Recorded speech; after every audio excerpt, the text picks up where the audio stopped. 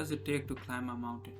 And not just any mountain, but one that's a manifestation of your fears, doubts, and the very essence of who you are. In 2018, Celeste by Matt Makes Games captivated players not just with its challenging platforming, but with a deeply emotional journey that spoke to themes of mental health, personal growth, and self-acceptance. Today on Gametopsy, we're diving into the world of Celeste to find out what makes it more than just a platformer. This is Celeste. Art style and visual storytelling. First up, let's talk about Celeste's art style. At first glance, you might see a simple pixel art game, but there's so much more under the surface. Every environment in Celeste is meticulously crafted to reflect Madeline's emotional journey. For example, the first few levels feel open and hopeful, with bright skies and sweeping landscapes. But as the game progresses and the emotional weight on Madeline grows, the colors darken, the weather intensifies, and the landscapes become more claustrophobic. It's a brilliant use of visual storytelling. Now let's look at one specific area, the Mirror Temple. This section is darker, more mysterious, and eerie, reflecting Madeline's inner struggles. Sharp contrasts in colors, from deep reds to dark blacks, add tension, emphasizing the chaotic, fragmented emotions she's dealing with. The pixel art here, while simple in terms of resolution, uses contrast and minimalism to amplify feelings of uncertainty and dread. Celeste's pixel art also finds beauty in simplicity, from the small animations in Madeline's movements, like her heavy breathing after intense moments, to the serene way in which environments flow and change. The game builds a world that is as much about emotion as it is about scale. Mechanics and mastery. Now let's dive into what makes Celeste truly shine from a gameplay perspective. Its mechanics. Celeste's platforming is designed around a core set of actions: jumping, dashing, and climbing. Sounds simple, right? But the game's true brilliance comes in how these mechanics evolve over time. Every chapter introduces a new twist on these core mechanics, from wind that pushes you off course to disappearing platforms to weather fight sequences. The complexity never feels overwhelming though, thanks to the game's exceptional learning curve. What's genius about Celeste is how it balances difficulty and accessibility. Make no mistake, Celeste is a hard game, but never feels unfair. Every death is a learning experience. You're meant to die often, but each failure teaches you something new. Whether it's about timing, spatial awareness, or mastering a mechanic that you haven't quite gotten the hang of yet. The respawn time is instant, and that's the key to keeping the player engaged and avoiding frustration. Another major aspect is Celeste's assist mode. It lets players adjust game difficulty to suit their needs. For those who find the default difficulty too punishing, Assist mode offers a way to experience the game's story without being logged out due to platforming challenges. This flexibility is a huge part of why Celeste resonates with such a wide audience. It's a hard game, but it's also a game that's inclusive to all. Game design and level crafting.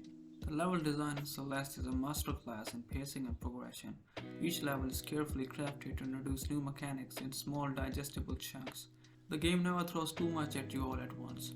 For instance, the early levels serve to teach you how to use the dash and climb in increasingly tricky situations. By the time you reach the later levels like the summit, the game expects you to have mastered the mechanics it has gradually introduced.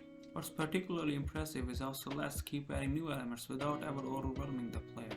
Every new obstacle or mechanic builds on what you've already learned. It's a constant cycle of teaching, testing, and perfecting. We should also talk about the optional challenges in Celeste. The B-sides and C-sides, along with the hidden strawberries, offer a whole new level of difficulty for completionists. These levels are brutal, requiring absolute precision, but for players looking to truly master Celeste's mechanic, they provide some of the most satisfying and rewarding experiences in the game. Story and emotional resonance. One of the most unexpected elements of Celeste is its deeply emotional narrative.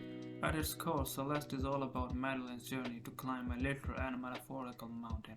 She's not just climbing to the summit, she's battling her own inner demons personified by the dark version of herself known as part of me. This mirrors the struggles with anxiety, self-doubt, and depression that many players can relate to. Celeste doesn't shy away from these themes. In fact, it embraces them fully, telling a story that is as much about self-acceptance as it is about reaching the top of a mountain.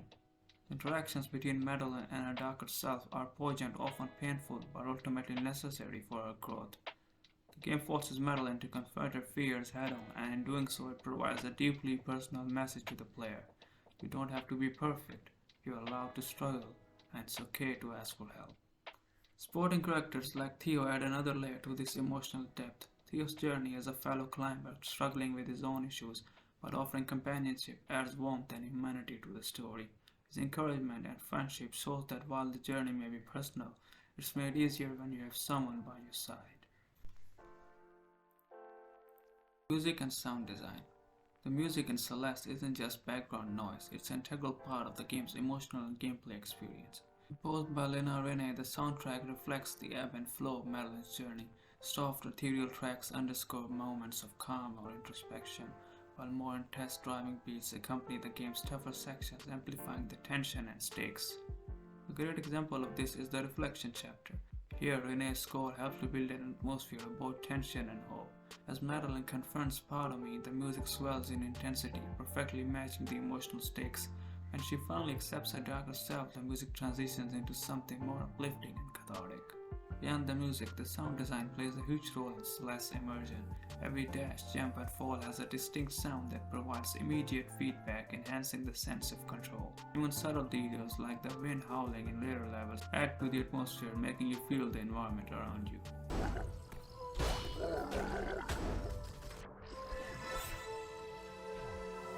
The impact of Celeste. So why is Celeste considered one of the best indie games ever made? Well, it's because its blend of tight, responsive platforming, emotional storytelling, and stunning audio-visual design creates a near-perfect experience. Celeste is more than just a challenging platformer. It's a game with heart, with a message that resonates deeply with its players.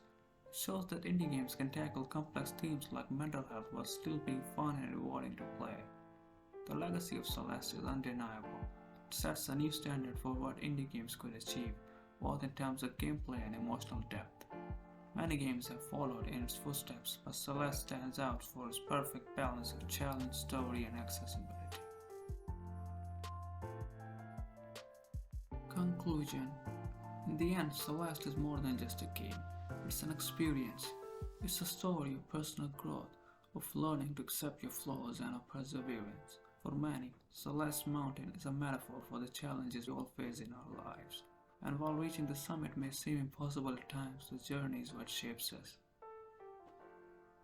And there you have it, folks. Thanks for watching this breakdown of Celeste on Gametopsy.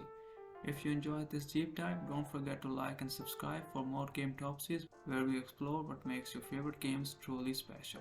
See you in the next episode, and remember, it's okay to struggle. Just keep climbing and you'll be okay. Stay silver.